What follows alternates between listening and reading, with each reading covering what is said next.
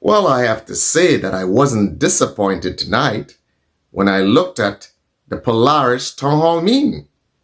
Everything that I have said so far was confirmed, but there was a little bit of good news. Okay? So as I said, these initial proposals for Polaris was indeed a white elephant hoax. And the good thing about it is that obviously the Wills and Perkins, or Perkins and Wills, the designers or the people they consulted with, would have said to them, look, you see that fantastic white elephant hoax that you have in mind? Let me give you a dose of reality. You better scale down. As I have said, they would have had to scale down. You better scale down and do a little 12 to 15 acres footprint for the hospital, okay? A 250 bed hospital. And then you'll get yourself down to 250 million or something like that, which might be a little more because the design situation in this particular case is complicated because these people bought land in a floodplain, okay? So it's a little more intricate when it comes to the design. And boy, oh boy, we know what that sale of land was about. You didn't fool us. The old drunken master, who has great technique, made back his money that he invested in you. Way to go, old drunken master. And of course, when I say old drunken master, I am speaking metaphorically. I am telling you, Grenada, when these charlatans are done with you, you would be stripped bare. You would be saddled with so much debt that you would be bawling your asses out. But guess what? At this stage, you should just say to these charlatans, look, please, take the money you made. Please, take all the money you made and leave. Leave, please. No more, no more. So I understand what these charlatans are doing. Now that they've gotten a dose of reality, they're going to try to get the hospital done, hopefully, okay? And then they are going to try to lure other investors to help build this medical city. Way to go. You guys are slick. I like it. Now let's talk about the 22 million that was spent.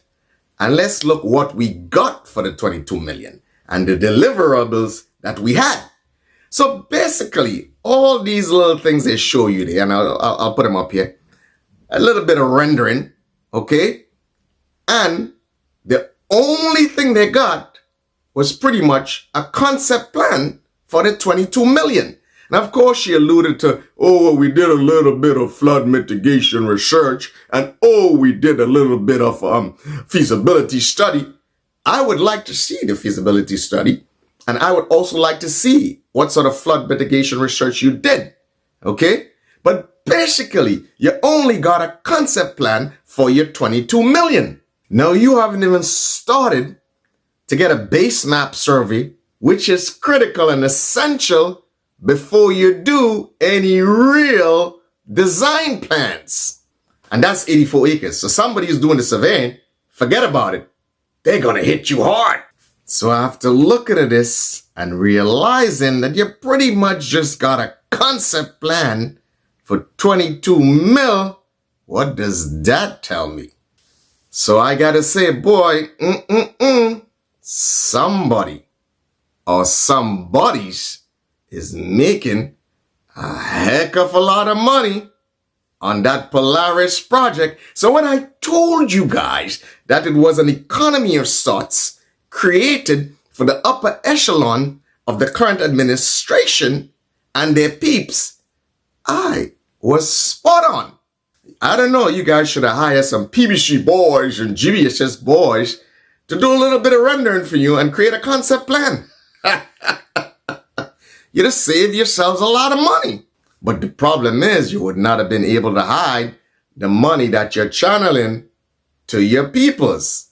Way to go, guys. Way to go. So unfortunately, I would say that the other mainstream parties did not do a good job of challenging or holding this current administration accountable when it comes to Polaris project. And it seems like the only party, the Grenada Social Democratic Party, okay, with Mr. Nicholas Macmillan, who is running for St. George Northeast, is the only party that is able to shed some light on this Project Polaris from day one. So it seems like the Grenada Social Democratic Party are the ones who is going to be able to, and Mr. Nicholas Macmillan knows how to hold these guys accountable and offer futuristic ideas that will help elevate the people of St. George Northeast and Grenada at large. So, St. George Northeast, you're lucky. You have a team of guys in the Grenada Social Democratic Party that will help transform the St. George Northeast constituency, and those projects will be done right. And of course, they would be able to help Grenada island-wide. But you see, when you don't know much as it comes to infrastructure, then you get hoodwinked. But that is not the aim. This is not the aim here by this administration. It's not to create some sort of great, efficient, on-time, budgeted infrastructure. That's part of the aim, to create chaos so that money can be channeled to the charlatans. That is part of the game. So they're actually using their ignorance to their benefit. Way to go, guys, you pocket fillers, you. So I want you to understand, they're going to try to get some money to build a hospital, a regular hospital. Just think about it. Something that basically would be the same as much as we have existing right now, okay? And I want to give you a little perspective, just so that you understand. You see how much development in terms of buildings you have in St. George's University. Now, that area is about 42 acres. Now, the footprint for the hospital in Polaris is only going to be about 12 to 15 acres. So now you can, gauge and get some perspective on what you're dealing with. All these other buildings that they hope they're going to get done, or they hope they're going to lure investors to come on board, okay? It's a possibility, okay? So all the hype and the nonsense about Medical City and Polaris, and they showed you some big sort of rendering when they came in, it was all bull. You're going to just start off and tell the goddamn Grenadian people that you're just building a regular hospital. Then they would have taken you seriously. Then you'd have gotten some more trust. You could have just start off and tell the Grenadian people that you're just going to build a regular hospital in 12 to 15 acres. Then the Grenadian people would have actually been on board from the inception, and they would have taken you seriously. But now you come and you had to get a dose of reality. What it does, it actually breaks the trust of the Grenadian people in you being honest with them. And we know you can't help it. And I know you guys can help it. You're just hell-bent on deception and lies. And the good thing about it, some people ask some very common sense questions. Okay, they talk about drainage and stuff like that. They talk about parking and stuff like that. And again, Perkins and Wills, if they're what their weight in gold, would give you a little more dose of reality when it comes to drainage and the possibility of 1 in 100-year storm or 1 in 500-year storm. That's why they didn't show too much parking, because all what they're possibly thinking might be parking. Guess what? How are you going to design your drainage facilities? You're going to need retention basins, or you're going to need detention basins, or you're going to need detention tanks. Okay?